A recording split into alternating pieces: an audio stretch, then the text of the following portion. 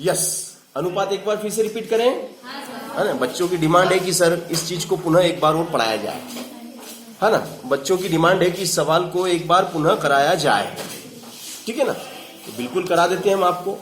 अनुपात का मतलब आपको पहले हमने डेफिनेशन बताई थी कि दो सजातीय या समान राशियों के तुलनात्मक अध्ययन या उनमें संबंध दर्शाने के लिए अनुपात का उपयोग किया जाता है। दो समान राशियों या सजातीय राशियों में संबंध दर्शाना ही अनुपात कहलाता है। ये अनुपात की डेफिनेशन हो गई। फॉर एग्जाम्पल मैंने समझाया था आपको, है ना, कि भैया क्या समझाया था मैंने, देखिएगा आप।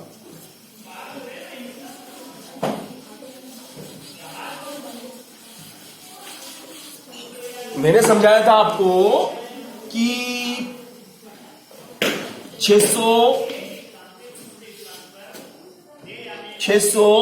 मीटर और 600 मीटर और 2 किलोमीटर। अब इसमें हमें संबंध दर्शाना है।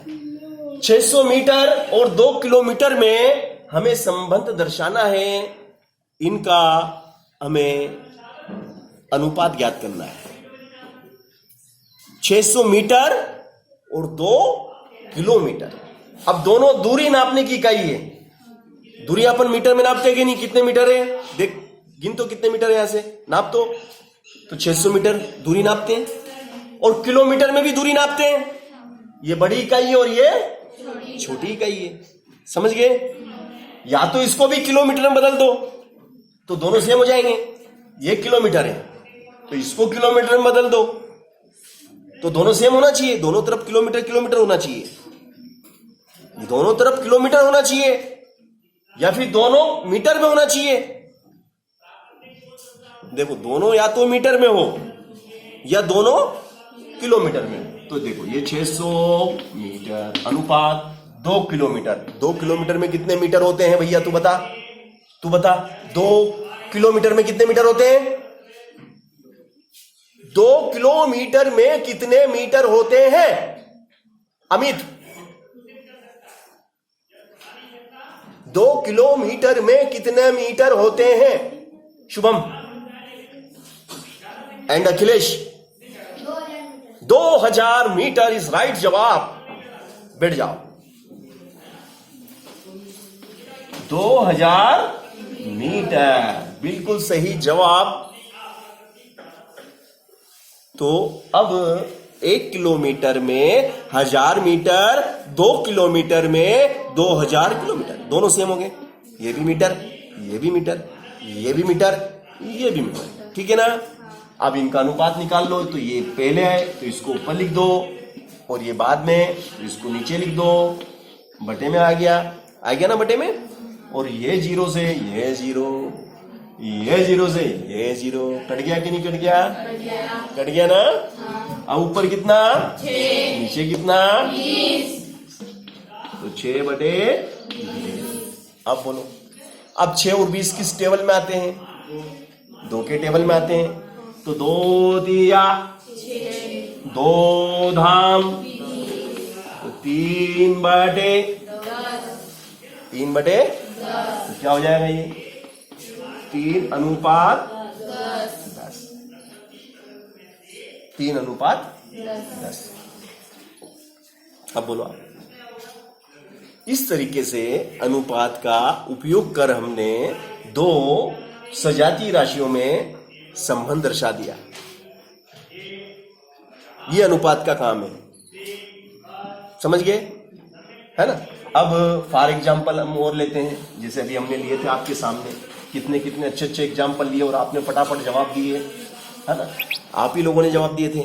जैसे कि यहाँ पे दिया इसने 2100 रुपए को 4:3 के अनुपात में बांटो। ये 2100 रुपए आपके पास, कितने रुपए? 2100 रुपए को 4:3 में बांटो।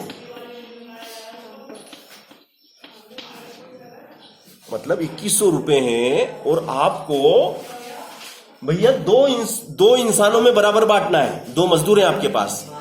अब 2 मजदूर हैं उनको 2100 रुपए देना है, 2100 रुपए उन्हें उनको बांटना है। अब दोनों मजदूरों के कार्य करने की क्षमता अलग अलग है, क्योंकि दोनों को बराबर नहीं देना, दोनों को बराबर देना नहीं है। जिसकी ज्यादा अच्छी क्षमता है उसको ज्यादा, जिसकी क्षमता कम है उसको कम। तो 4:3 में हमें 2100 रुपए बांटना है। तो पहले मजदूर को कितना भाग मिलेगा, दूसरे मजदूर को कितना मिलेगा। पहले मजदूर को कितना पैसा देंगे, दूसरे मजदूर को हम कितना पैसा देंगे। एक को 1200, 900। वेरी गुड, बिल्कुल सही जवाब। आपने बताया कि पहले वाले को हम 1200 देंगे और दूसरे वाले को 900 देंगे। बिल्कुल सही जवाब।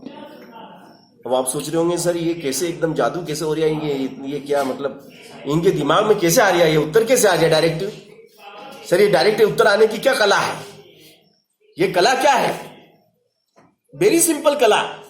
4 और 3 7। 7 का 2100 में भाग लगा दो। 7 का 2100 में भाग लगा दो।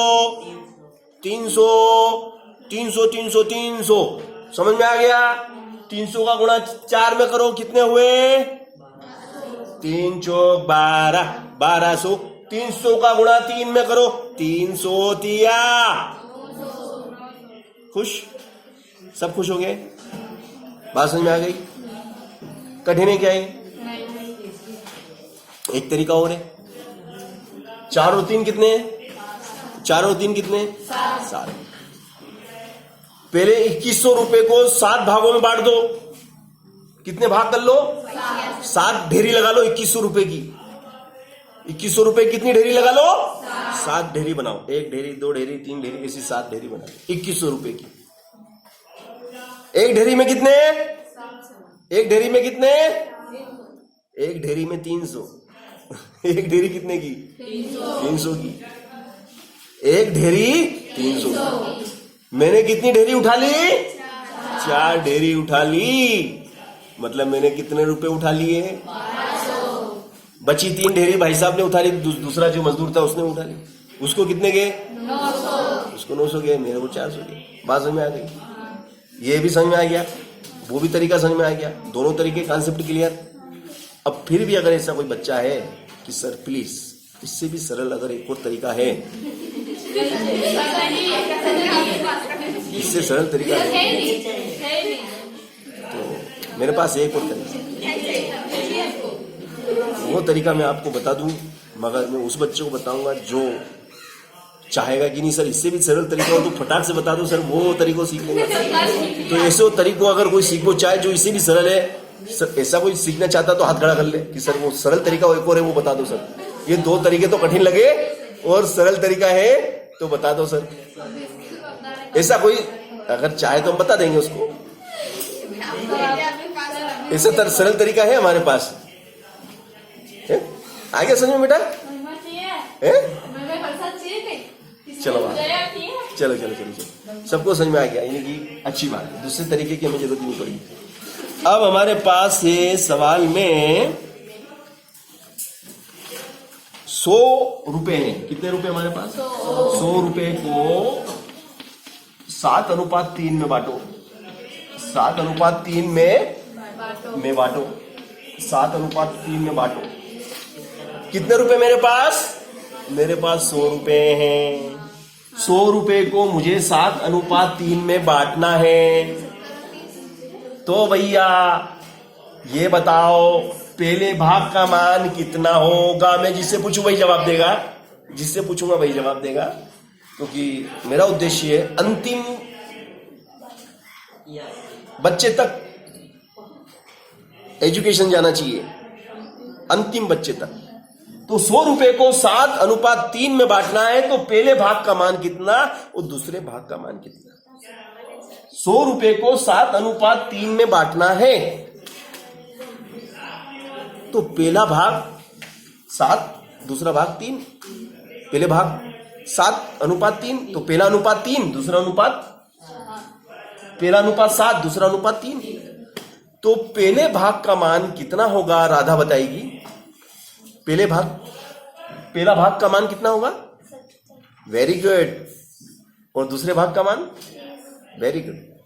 Seat down. बच्चे के समझ में आ गई गणित। I you see this is wrong या राइट? राधा रॉन्ग है कि राइट है? सही है? बिल्कुल सही जवाब दिया। अब मैं आप लोगों को डिफाइन कर देता हूं एक बार और कि 7 और 3 कितने हुए बेटा? 10। 7 और 3 कितने? 10। अब 100 ये मान के चलो कि 100 रुपए की जगह ये समझो कि 100 रुपए नहीं है, ये 100 जामफल है। क्या ये? जामफल, अमरूद। अमरूद सबने खाए जामफल, है ना? तो जामफल समझो 100 जामफल है और 7 और 3 10।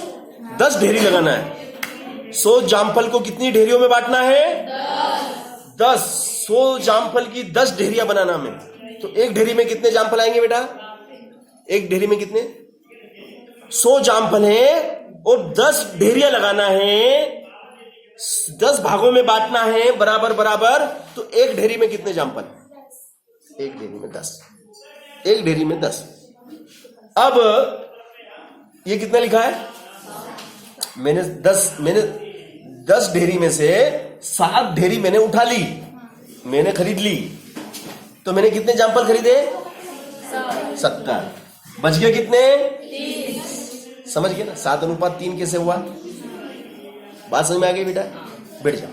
तो ये अनुपात का उद्देश्य आपको समझ में आ गया, अनुपात कैसे ज्ञात किया जाता है। अब इसको हम करेंगे कैसे?